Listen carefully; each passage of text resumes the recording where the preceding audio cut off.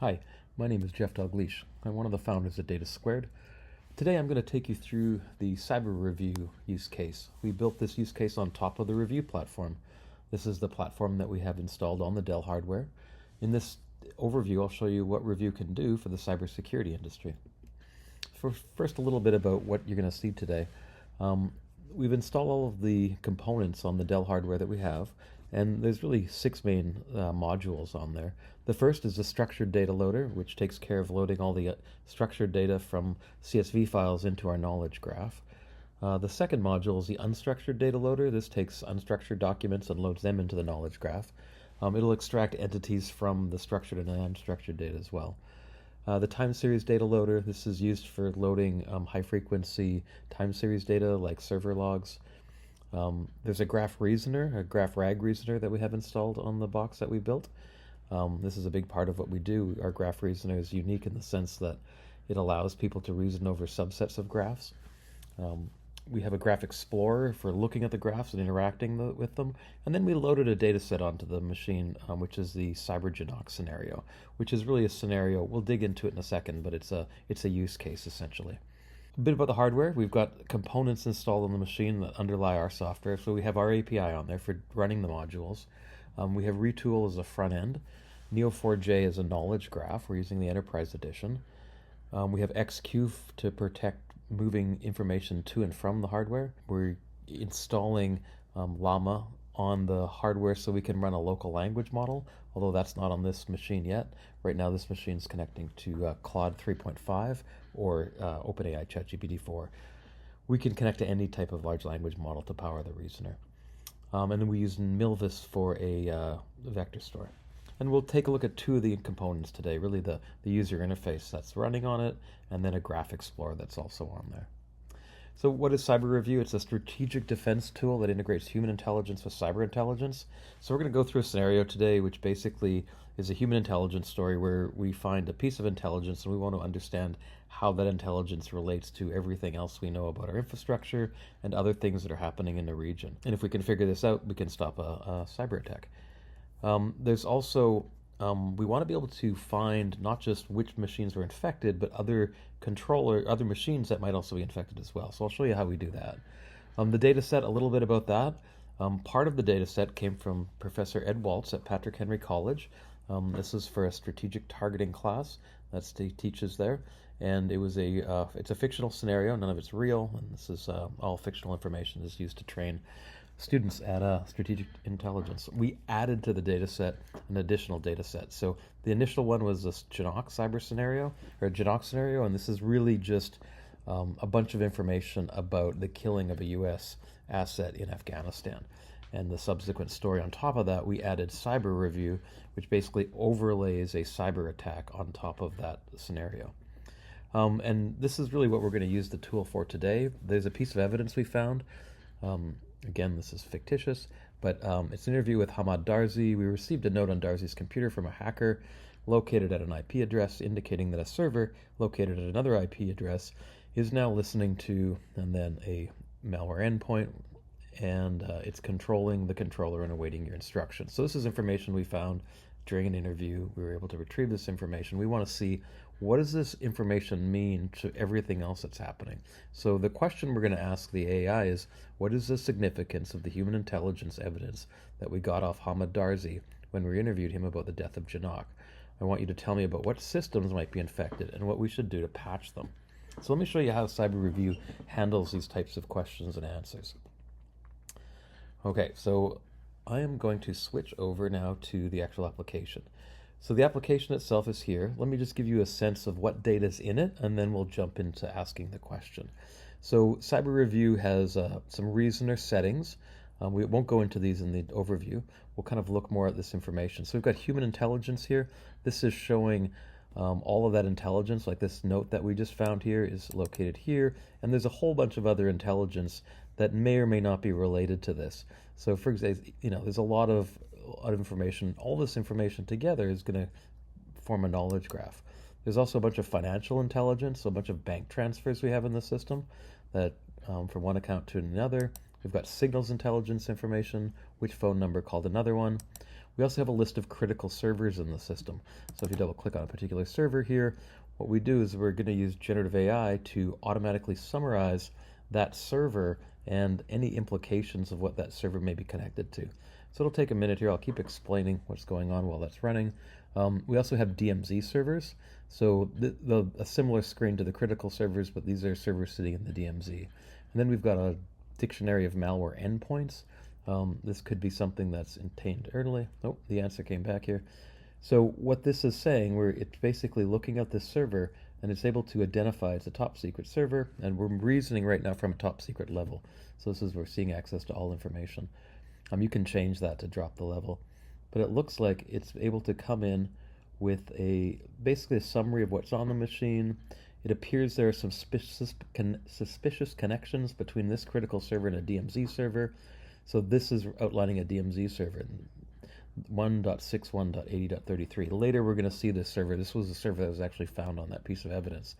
So by clicking on this one, it already knows that this server is connected to something that looks suspicious, and it highlights it.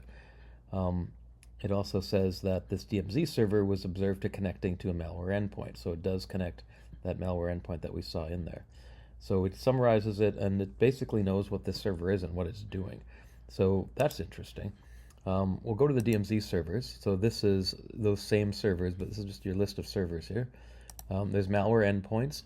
Again, this would be a dictionary of what malware endpoints are out there and what's the summary of them. What's the vulnerability? We use the CVE descriptions because we can connect and have the reason over CVE information, the description of what it is, and then just some additional information about that particular malware endpoint, when it was seen first, what threat campaign it's part of, so usual malware tracking information. We've got internal firewall logs, external firewall logs, and that's really the universe of data that we have. So we want to ask that question. If we just go back to what that question was, what's the significance of this information? So let's try it. Let's hop over to the user interface. We're going to go to the reasoner first. And when you're demoing this, I think the last time you come to the screen, it will leave whatever you had on the screen last time. So I just asked that question earlier. What is the significance of human intelligence? If you're demoing this and you want to be able to copy and paste this quickly, I've left it right here. So you can just copy that, right-click, copy, and then go down here to the bottom and just paste it here. And then click this little button, and it will run this question. That's how you do it. We'll ask another one in a second, but let's just look at the answer here. So after asking, it comes back. It looks at Darzi. It identifies that he's a financer of COSID operations. So it's able to recognize what bank accounts are connected to this individual in different pieces of intelligence in the graph. It does a technical evaluation from the interview. It looks at, there was a note found, this is a note we know about already. But then it's looking at these systems. So it's seeing that DMZ server, 1.61.80.33. It's looking that up. It's recognizing that that's also connecting to two other servers. There's this one 7676 and this one 61.180. These are two different servers that are connected to that same DMZ server that's talking to the malware endpoint. Even though the note we found only was talking about this one, the graph recognized there was additional connections to that server from this other one. So this server could be compromised as well. So what are the recommended patch? So it looks at first the one that it noticed first, and it comes up and then it looks at all the technical information we have about the server. We can bring it together and figure out what type of patching strategy or what information we have about that server that we potentially could patch it if it's in the system. It can look at how to do long-term remediation and limitations. So some of this information might be really useful. Some might be, pretty obvious as well, like being able, like system hardening, for example. There's lots of steps that it'll put in there, but it kind of gives you an idea based on a question what's going on. You can ask it any kind of question, like let's say you don't know who Hamad Darzi is, so you could say who is, or describe who is Hamad Darzi. So it'll run. This will take a few seconds to come back with an answer, but it's basically going to take all the information in the graph related to this individual, and it's going to bring it together into a question, and it's going to pass that to a language model and reason over just that subset of the information that is connected in some way to Hamad Darzi, which is the person here that's this piece of information was found on. So being able to come up to speed very quickly on these different types of individuals or different types of servers is really what it helps, these systems really help with. Let's just go up here. So here's an analysis of Hamad Darzi in the Janok human intelligence evidence.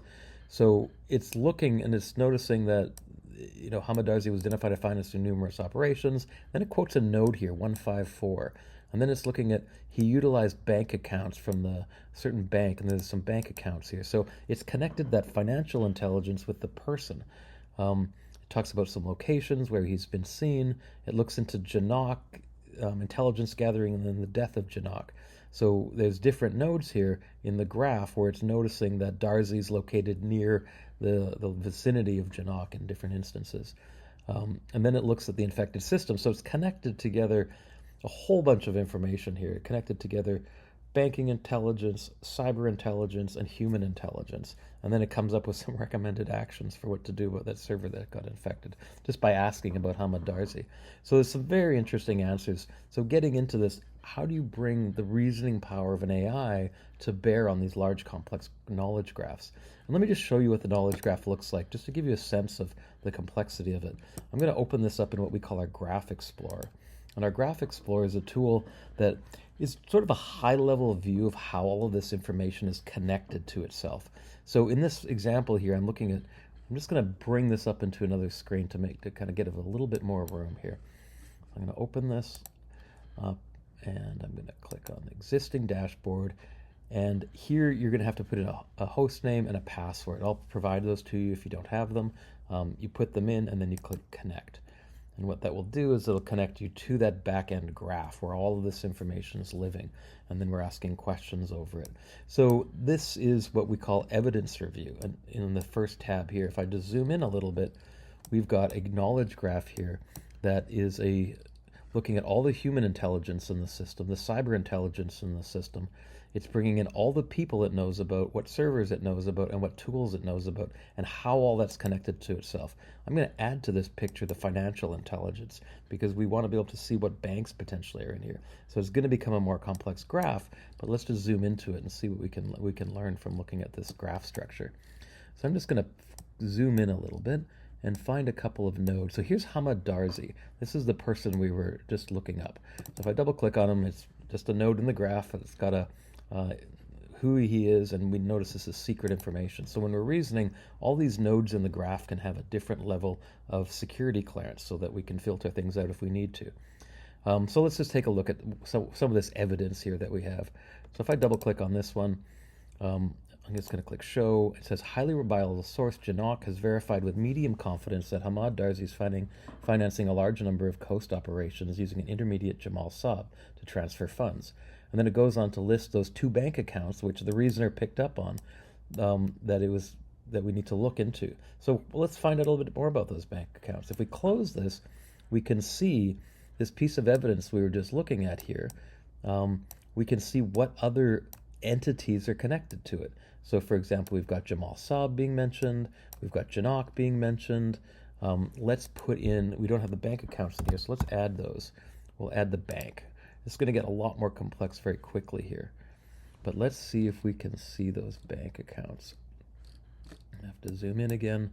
So zooming in is just with your mouse. You can zoom in and out. If you click and drag, you can move the graph around. So let's say here we're looking for Darzi. And we go here. And here are those bank accounts. Oops, close that. So here is that intelligence, and you can see now we have that bank account showing up. And we can keep going in this graph. I won't go into too much detail, but these are the bank accounts.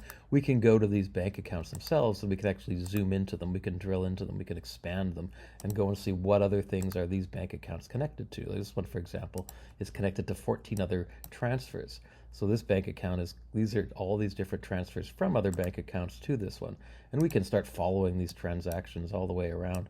But the neat thing is the reasoner can actually do this as well. But it's an AI following the graph and moving through it and looking for connections between things. So this is what entity review or evidence review does. It's really, how do we want to look at the evidence as a graph? A simpler way might just say entity review. Let's just say we're interested in banks. We can click on this and we can basically get a quick view of all the different banking transactions that have gone on. and how they connect to each other. So maybe this one over here is a very boring, like one person transfers to another, but this was maybe a more complex web of transactions, where maybe it's people working in conjunction with one another to launder money or to finance the killing of somebody. In the case of this use case, that's what it was.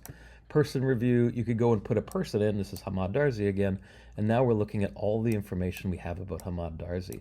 So we've got Darzi, we understand where he's coming from, what bank accounts he's connected to. So what do we know about an individual? This is really just a quick way of summarizing that. We've also got a concept review, which is instead of like let's say kill, let's show me all of the content in the system that's related to somebody or being talked about where there's being killed or attacking. So you have different graphs for different concepts, how and who is talking about a particular concept, and then we can lay that out on a map to understand where they're talking about it. Last thing here is really just our knowledge graph itself. So we've got an evidence-based, so we have a knowledge model that runs this whole thing, which really keeps track of all of the different types of entities and evidence that we have in the system and how we classify everything. This is really the type of information we're reasoning over. And then we have a summary of how many pieces of intelligence we're actually looking at here. So it's a quick summary of all the information we have in the system. But kind of getting back to that main screen. Okay, thank you very much for watching the overview. I hope if you have any questions, please reach out and ask.